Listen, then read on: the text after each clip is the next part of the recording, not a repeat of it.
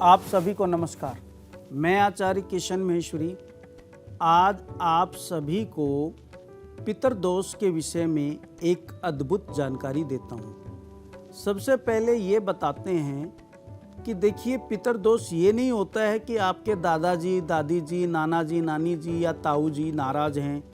ये सब बकवास है। आपका जन्म नहीं हुआ उससे पहले अगर आपके दादाजी गुजर गए और को पंडित जी पत्री का अध्ययन करके कहते हैं कि आपके दादाजी नाराज हैं इसलिए पितरदोष है, ऐसा कुछ भी नहीं है। आपके द्वारा किसी भी जन्म में कोई पाप कर्म किया जाता है, उसके आधार पे जन्म पत्रिका में पितरदोष का निर्माण होता है। अब आपको संक्षिप्त में बताते हैं कि कौन सी ग्रह की वजह से कहाँ बैठने से ये पितरदोष का निर्माण होता है।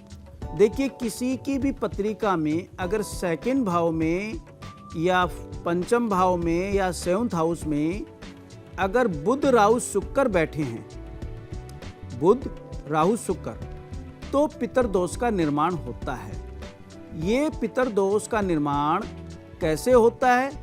अगर गुरु के साथ राहु बैठा है 6 हाउस में या 8 हाउस में या 12th हाउस में, तो मान के चलिएगा किसी न किसी जन्म में आपने किसी धर्म स्थल का नुकसान पहुंचाया है, या किसी कथावाचक का, या किसी संत महात्मा का, या किसी टीचर अध्यापक का आपने अपमान किया, जिससे ये आपका पितरदोष निर्माण हुआ है। अगर शुक्र के साथ राहु बैठा है तो आपने किसी विधवा या किसी बड़ी उम्र की लेडीज का अपमान किया या उसका गलत यूज किया, जिससे वो पितरदोष का निर्माण आपका उत्पन्न हुआ। अब सबसे खराब पितरदोष किसे कहते हैं? अगर किसी जातक की पत्रिका में 6ठे भाव में, 8वें भाव में या 12वें भाव में अगर देवगुरु बृहस्पति विराजमान है, तो ये आपके जीवन का सबसे कठिन पितरदोष निर्माण हुआ। देखिए, पितरदोष का मेन अर्थ और बताते हैं घरेलू स्थितियों को ध्यान में रखते हुए। अगर घर में किसी बिना वजह के भी झगड़ा होता है रोज, या बच्चों की मांगलिक कार्य में बाधा आ रही है, या आप बहुत काफ़ी समय से मकान खरीदना चाह रहे हैं, अगर उसमें बहुत ज़्यादा अड़चनें आ रही हैं, तो मान के चलिएगा कि आपकी पत्रिका में पितरदोष का निर्माण है। अब कैसे और कहाँ से ये देख करके इस बात का पता लगाया जाए कि भाई इसका सरल उपाय क्या है? देखिए, गायत्री पितरी का जाप अमावस के दिन पीपल के पेड़ के नीचे बैठ करके करें, 1 लोटा जल चढ़ा करके। ये एक ऐसा उपाय है जिससे आपके पितरों को शांति मिलती है। और अगर आप सामर्थ हैं, आपको भगवान ने काबिल बनाया है, तो एक गाय बछड़ा अमावस के दिन किसी गौशाला में दान करें।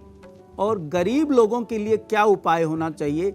जो निर्धन असहाय लोग हैं, वो प्रत्येक अमावस और पूर्णिमा और एकादशी के दिन और चतुर्थी के दिन महीने में 4 तिथियों में वो पीपल के पेड़ के नीचे जाएं और बड़ी श्रद्धा पूर्वक 1 लोटा पानी वहाँ चढ़ाएं और एक दीपक जलाएं, और दोनों हाथ अपने ऊपर खड़े करके भगवान विष्णु भगवान का ध्यान लगा के अपने सभी पिछले जन्मों के और इस जन्म के पाप कर्मों की माफ़ी मांगें।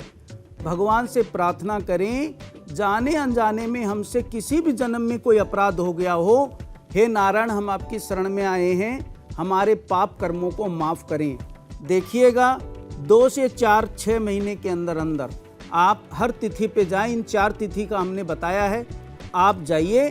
कुछ समय बाद आपके घर में शांति होने लगेंगी और मांगलिक कार्यों में जो अड़चनें आ रही थी वो अड़चनें हट करके मांगलिक कार्य होने लगेंगे। आप ऐसा करें, निश्चित फायदा होगा। आशा है आपको विषय समझ में आया होगा। नमस्कार।